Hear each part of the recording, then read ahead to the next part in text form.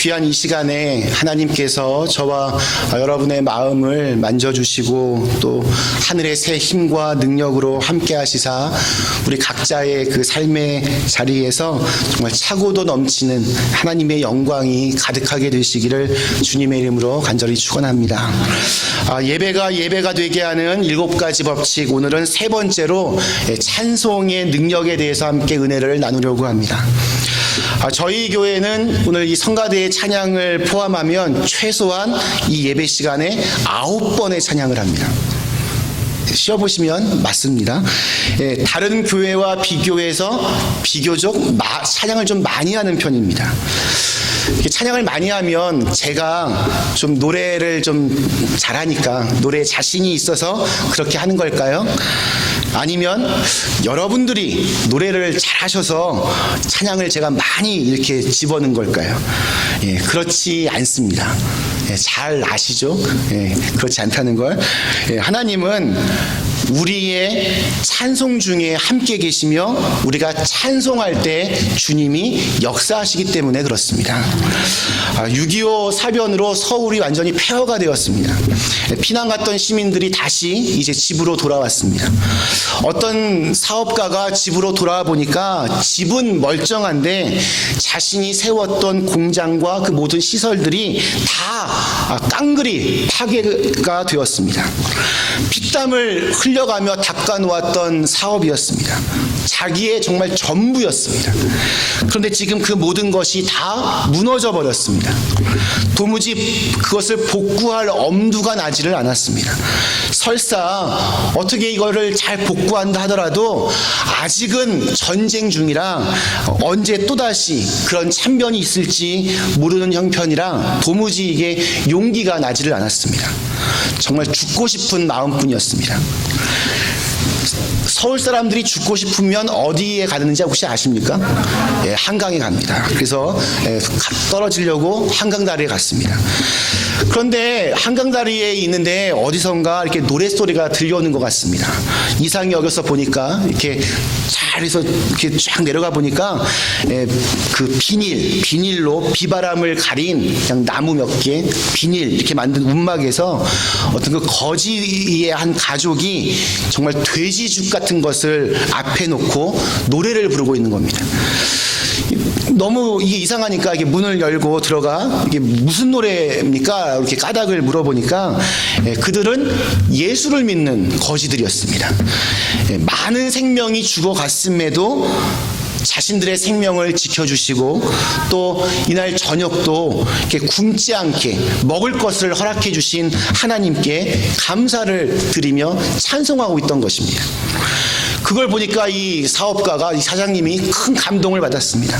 그래서 우리 집에 바깥에 좀 그 살 공간이 있으니까 그곳에 와서 살면서 당신들이 이렇게 오늘 이렇게 부르던 노래를 계속해서 좀 불러주면 내가 참 좋을 것 같습니다. 그렇게 얘기를 합니다. 내가 대신 먹을 것도 대주겠습니다. 결국 그 거지 가족이 그 사업가 그 사장님 집으로 옮겨 들어가서 그렇게 찬송을 불렀더니 나중에는 이분들도 예수님을 믿게 되었고 또 그 사업도 다시 일으키게 되었습니다.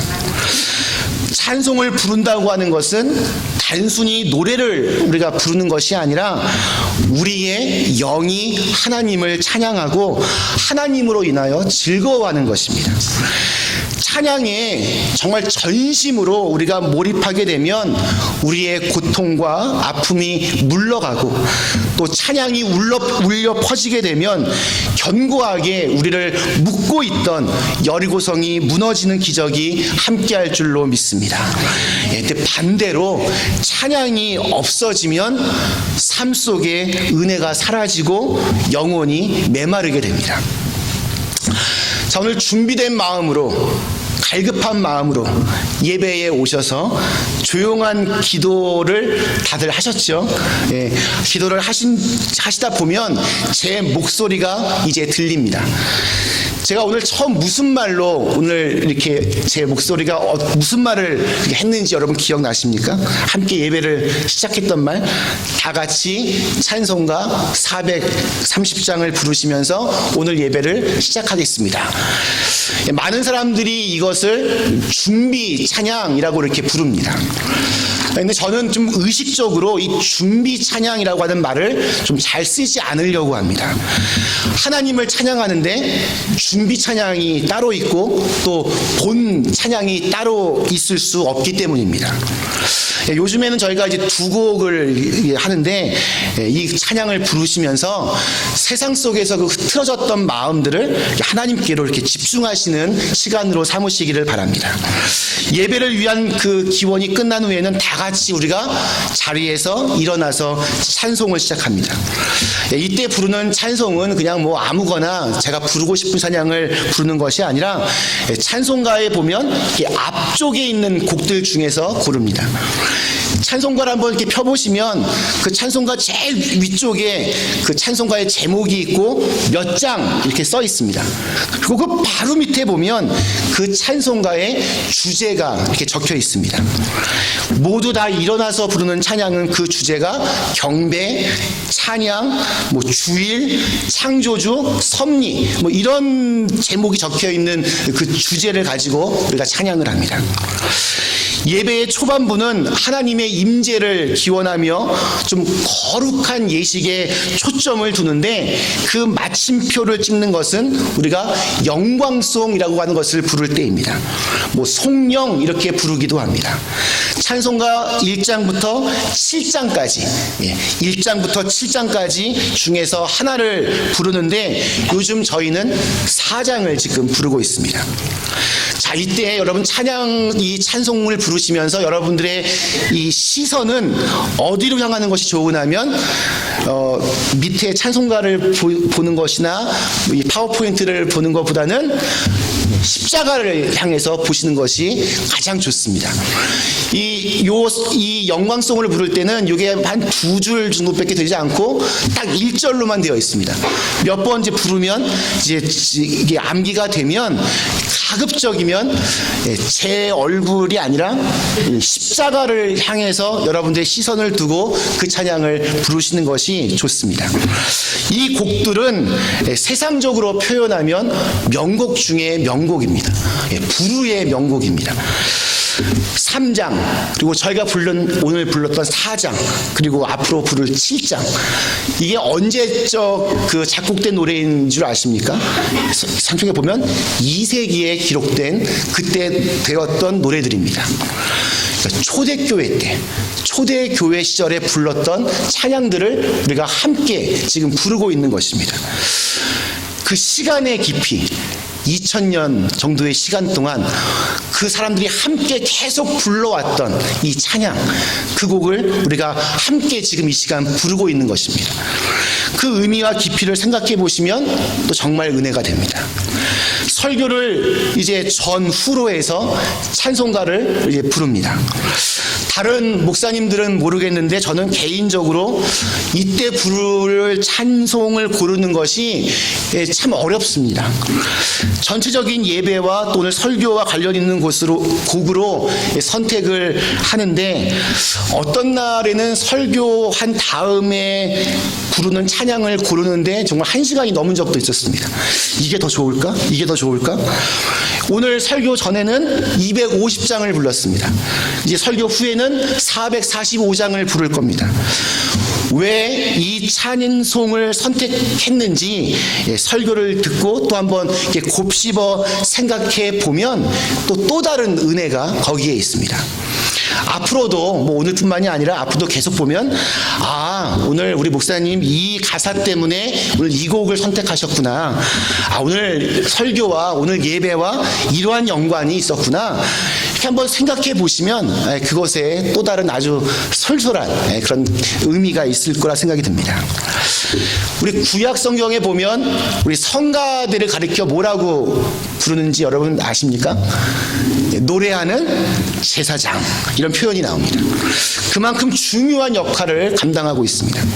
지금도 마찬가지입니다. 성가대가 열심히 준비한 찬양으로 하나님께 찬양으로 제사를 드릴 때 우리 앉아 계신 모든 분들은 마음으로 그 시간에 함께 해야 됩니다. 저분 노래 실력으로 어떻게 성가대를 쓰셨을까? 참 그 용기가 정말 대단하다. 이런 마음 가지시면 안 됩니다. 예, 노래 실력이 좋으면 정말 그야말로 금상첨화겠지만 성가대의 최우선 덕목은 노래 실력이 아니라 하나님을 향한 마음입니다. 그런 의미에서 저는 우리 교회 성가대가 참 잘한다고 생각합니다. 또 자랑스럽게 생각합니다. 실력까지 좋으면 더 좋을 것 같습니다. 예, 우리 교회 성가대는 찬양을 부를 때 보면 아주 절묘한 불협화음 속에서도 신기한 은혜가 있습니다. 하나님께서 그 마음을 받으시기 때문에 우리 모두에게 그런 마음을 주시는 줄로 믿습니다. 성가대의 찬양이 끝난 뒤에는 여러분 큰 소리로 좀 아멘 해주셨으면 좋겠습니다. 성가대원들에게 진짜 큰 힘이 됩니다. 어떤 날은요 정말 이렇게 앞에서 찬양을 부르면서 오늘은 정말 힘드네. 마음속으로 정말 그런 생각이 들고 쥐구멍이 있으면 좀 숨고 싶다. 그런 마음이 들 때가 정말 있습니다. 근데 그럴 때 우리 교우님들이 성도님들이 따뜻하게 아멘으로 또 박수로 이렇게 화답해 주시면 그것이 얼마나 또 감사하고 또 힘이 되는지 모릅니다. 예, 그래 주셨으면 정말 좋겠습니다. 예, 또한 우리 그 성가대의 문은 언제나 열려 있습니다. 예, 함께 우리 찬양으로 영광 돌리실 분들을 계속 기다리고 있습니다. 그래서 우리 뭐 노래 실력이나 뭐 이런 것이 중요한 것이 아니라 함께 찬양하기를 원하시는 분들 우리 성가대에 꼭 함께 해주셨으면 좋겠습니다. 저희 교회는 마지막 결단의 시간에 이 시리즈 설교에 맞추어서 이달의 찬양을 선곡하여 부릅니다. 시편에는 새 노래로 하나님께 찬양하라라는 말들이 많이 나옵니다. 저희 교회는 연령대가 좀 높은 편이어서 요즘 젊은 사람들이 부르는 찬양에 좀 익숙하지 않고 또 어렵게 느껴질 때도 있습니다. 그러나 그럼에도 그 좀 잘 이렇게 고려해서 쉬운 곡으로 선곡된 이 마지막 결단의 찬양을 우리가 이렇게 복음성가 하면서 함께 같이 이렇게 부르면서 좀 세대 간의 벽도 좀 좁히고 또 다양한 찬양들도 접하면서 그 찬양을 통해 은혜가 있기를 소망합니다.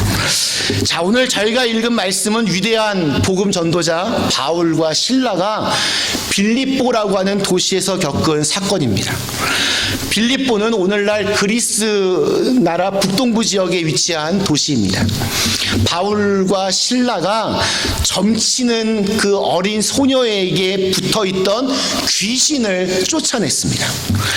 그 당시에 이 사람들은 이 무녀들, 무당들이 그 아폴론 그 신의 신탁을 받아서 인간의 운명을 미리 다 알려줄 수 있다 이렇게 믿고 있었습니다. 그런데 이 바울과 실라가 그 점을 치던 이 어린 소녀에게 귀신을 쫓아내니까 전패가 나오겠습니까? 안 나오겠습니까? 전패가 안 나옵니다. 그러니 점을 치러 오는 사람들의 발길이 뚝 끊기게 되었습니다. 그러니까 돈을 더 이상 벌 수가 없게 되었습니다. 그래서 이 점치는 소녀를 이렇게 고용해서 재미를 톡톡히 보고 있던 주인이 바울과 실라를 고소했습니다. 하나님을 모르던 도시, 전도의 문이 막혀 있고 선교에 굉장히 어려움이 있던 도시에서 바울과 실라가 고소를 당하여 곤욕을 치르게 됩니다.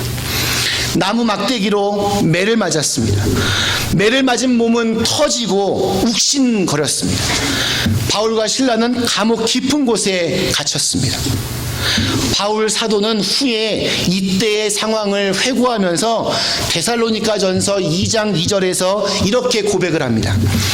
너희가 아는 바와 같이 우리가 먼저 빌립보에서 고난과 능욕을 당하였으나 우리 하나님을 힘입어 많은 싸움 중에 하나님의 복음을 너희에게 전하였노라.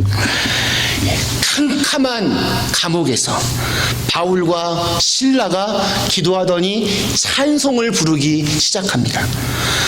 주위 어디를 둘러봐도 찬송할 수가 없던 상황이었습니다. 뭐가 좋아서 찬송이 나오겠습니까? 견디다 못해서 미쳐서 광기를 부린다면 뭐 이해가 될 수도 있지만 지금 제정신으로 찬송을 하고 있다는 것은 쉽게 상상할 수 없는 일입니다. 그러나 오늘 성경은 분명히 증거하고 있습니다. 그들이 찬송했다고 하고 있습니다.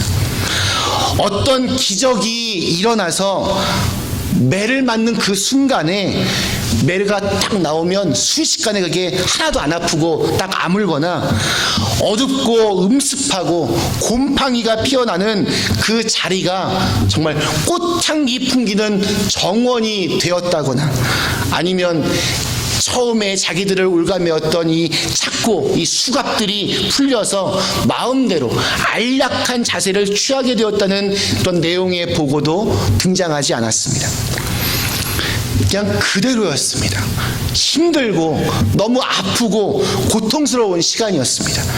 그런데 바울과 실라는 그곳에서 찬송을 시작합니다. 그랬더니 놀라운 일이 벌어졌습니다. 한참을 찬송했더니 옥문이 움직이기 시작합니다. 찬양을 했더니 옥문이 열렸습니다. 찬양을 했더니 매인 것이 다 벗겨졌습니다. 찬양을 했더니 간수가 회개를 하고 그 집이 구원을 받고 빌립보의 첫 번째 교인이 되었습니다. 이런 역사는 그냥 과거에만 있는 일이겠습니까? 아닙니다. 오늘도 찬양하면 근심의 고리가 끊어질 줄로 믿습니다. 오늘도 찬양을 하면 기도의 문이 열립니다. 오늘도 찬양을 하면 사탄의 결박에서 벗어납니다. 오늘도 찬양하면 기쁨과 감사의 샘이 터집니다. 오늘도 찬양하면 저와 여러분의 문제가 풀릴 줄로 믿습니다. 전에도 뭐 몇 번 말씀드렸지만 저는 이제 2006년도에 미국에 와서 이제 공부를 시작했습니다. 저희 그 결혼할 때 전셋집을 처음에 샀는데 그게 저희 그 유학 그 미천 돈이었습니다. 근데 뭐 공부하다 보니까 생활비를 쓰다 보니 이제 어느덧 4년이 되니까 이제 거의 다 돈이 떨어졌습니다. 학교에서 식당에서 접시도 닦고 또 도서관에서 일도 했습니다. 그것도 부족해서 밤마다 빌딩을 청소하기도 했습니다. 열심히 정말 공부했습니다. 한 번도 제가 좋은 성적을 받아본 적이 없는데 이상하게 미국에 와서는 정말 좋은 성적을 받고 싶어서 열심히 공부했습니다.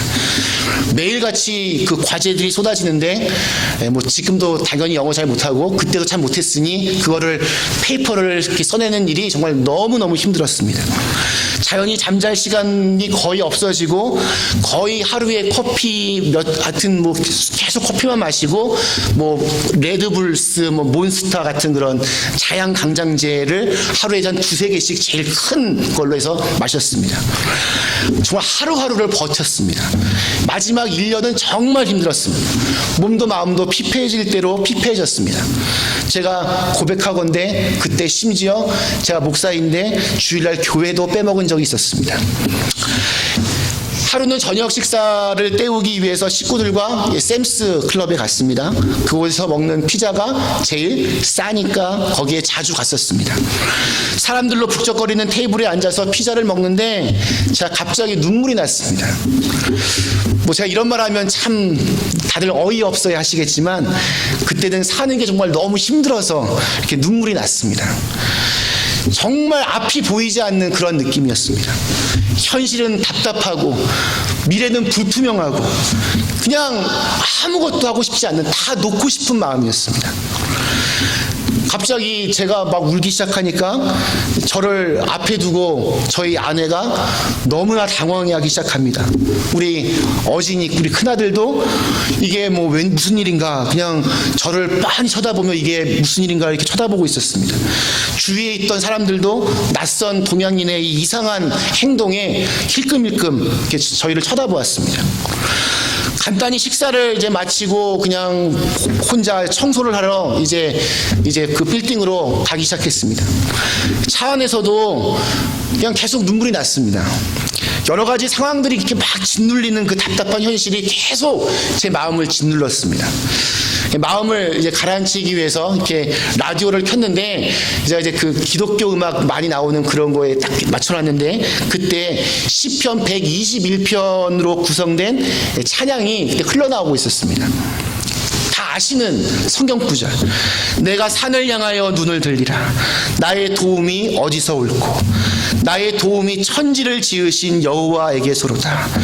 여호와께서 너로 실족지 않게 하시며 너를 지키시는 자가 졸지 아니하시리로다. 이스라엘을 지키시는 자는 졸지도 아니하고 주무시지도 아니하시리로다. 여호와는 너를 지키시는 자라. 여호와께서 내 우편에서 내 그늘이 되시나니 낮에 해가 너를 상치 아니하며 밤에 달도 너를 해치 아니하리로다. 여호와께서 너를 지켜 모든 환난을 명쾌하시며 또 내 영혼을 지키시리로다.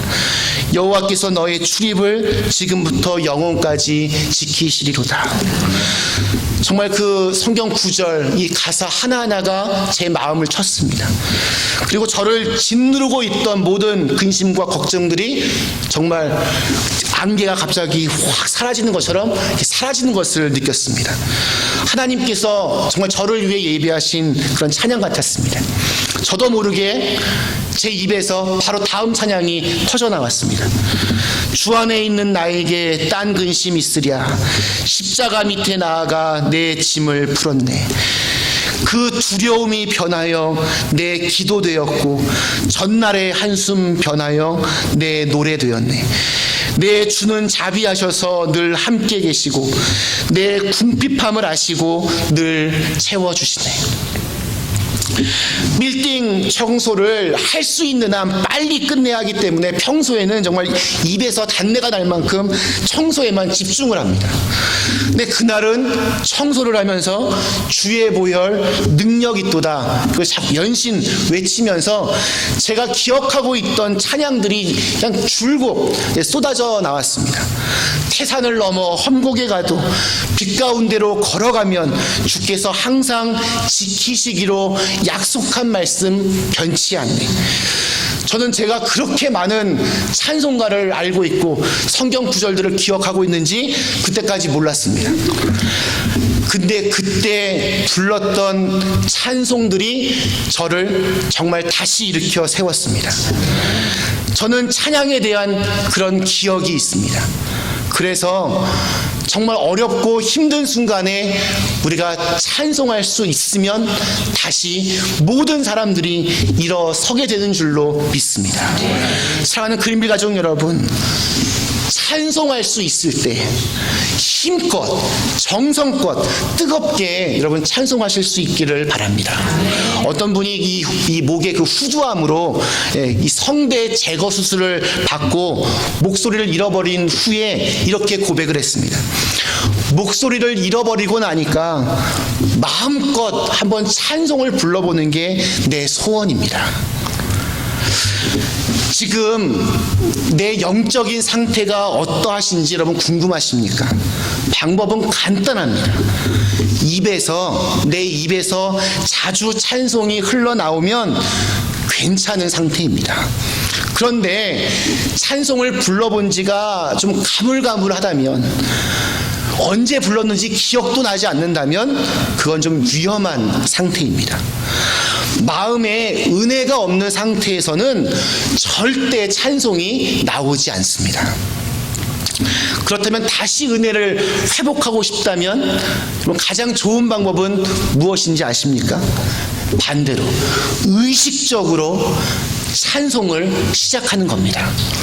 내가 알고 있는 찬양, 아무것도 모르면 찬송가를 피고 부를 수 있는 찬양을 한번 부르기 시작하십시오. 계속 찬양하기 시작하면 메말랐던 내 영혼의 은혜의 담비가 되어서 바울처럼 신라처럼 담대한 믿음의 사람으로 거듭나게 됩니다. 말씀 마치겠습니다. 사랑하는 그린빌 가족 여러분, 바울과 신라는 어둡고 이 캄캄한 지하 감옥에서 하나님께 기도하며 찬송했습니다. 오늘 우리의 삶이 정말 감옥같이 굳게 닫히고 우리를 숨막히게 할 것처럼 이렇게 옥죄어 오고 있다고 생각이 드시면 더 힘껏 찬송하실 수 있기를 바랍니다. 바울과 실라는 쇠고랑을 찬 채로 기도하며 찬양했습니다. 오늘 우리도 우리의 손과 발이 묶인 것처럼 무력한 상황에 빠져들지라도 주님께 기도하고 또 찬양하실 수 있기를 원합니다. 그래서 땅이 흔들리고 감옥이 움직이는 체험, 옥문이 열리고 쇠고랑이 풀어지는 경험을 모두 다 하실 수 있게 되기를 축원합니다. 예배 시간에 가장 많이 하는 것이 바로 찬송 부르는 겁니다. 찬송을 부르실 때마다 건성으로 부르지 마시고 가사 하나하나를 음미해 보시고 마음에 새기시기를 바랍니다. 그리고 예배가 끝나고 각자의 삶의 자리에 돌아가서도 오늘 불렀던 찬양을 계속 부르면서 찬양 속에 임재하시는 하나님을 만나면 바로 그곳이 어디든지 간에 그곳이 하늘나라가 될 줄로 믿습니다. 그동안 무뎌지고 또 숨겨져 있던 이 찬양의 능력을 다시 깨우고 회복하실 수 있게 되기를 주님의 이름으로 간절히 축원합니다. 함께 같이 잠깐 기도하시겠습니다.